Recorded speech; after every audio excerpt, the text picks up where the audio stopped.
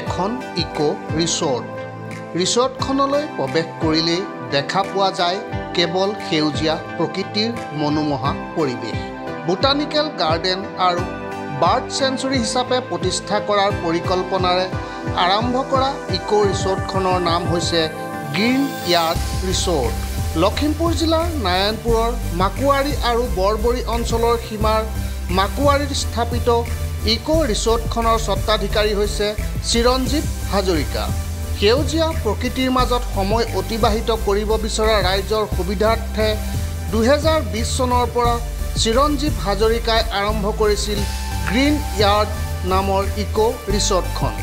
বিভিন্ন প্ৰজাতিৰ ঔষধিযুক্ত গছ-গছনি, নানা ধৰণৰ ফল ফুলৰ গছৰ উপৰিও বিভিন্ন মূল্যৱান গছেৰে চৌপাশ আগুৰা ইকো ৰিসৰ্টখনত ৰাইজৰ বাবে থকা খোৱাৰ সুব্যৱস্থাও উপলব্ধ আছে।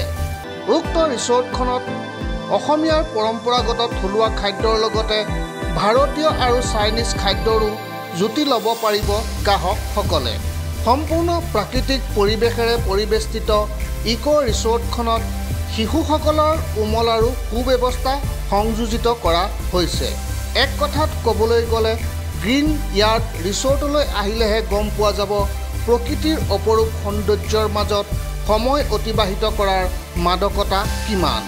প্ৰাকৃতিক পৰিৱেশৰ মাজত অৱসৰ বিনোদন কৰিব বিচৰাসকলে গ্ৰীণ য়াৰ্ড ৰিসৰ্টৰ সৈতে আগতীয়াকৈও যোগাযোগ কৰিব পাৰিব।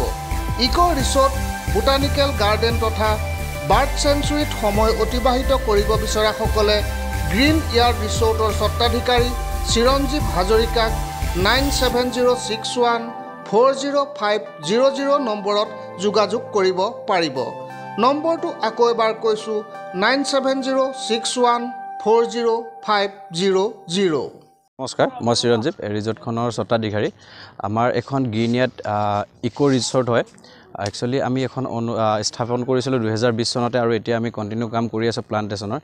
এইটো একচুৱেলি আমাৰ বোটানিকেল গাৰ্ডেন আৰু বাৰ্ড চেঞ্চুৰীৰ কাৰণে আমাৰ প্লেনিং হয় আৰু লগতে আমি বিশ্ব পৰিৱেশ দিৱস ইয়াত চেলিব্ৰেশ্যন কৰিলোঁ।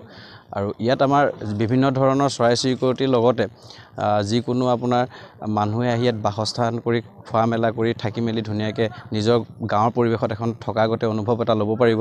তাৰে প্ৰচেষ্টাত আমি এখন ৰিসৰ্ট বনাই আছোঁ আৰু ইয়াত পিছলৈ আমাৰ বহুতখিনি ফেচিলিটি আহিব। এতিয়া আমি লাহে লাহে ৰিভিল কৰিম। এতিয়া আমি ৰিচেণ্টলি আমি চিলড্ৰেন পাৰ্ক অপেনিং কৰি আছোঁ। খুব সোনকালে আপোনালোকে চেনেলত দেখা পাব দাদাৰ। তো এইখিনি আমাৰ ৰিসৰ্টৰ আৰু বাকী বহুতখিনি আমাৰ প্লেনিং আছে। লাহে লাহে আমি ৰিভিল কৰি থাকিম আৰু অনাগত দিনত আমি এনেকৈ আগুৱাই নি থাকিম এখন ভালদৰে। বৰ্তমান আমাৰ ইয়াত থকা খোৱাৰ সুবিধাটো আছে।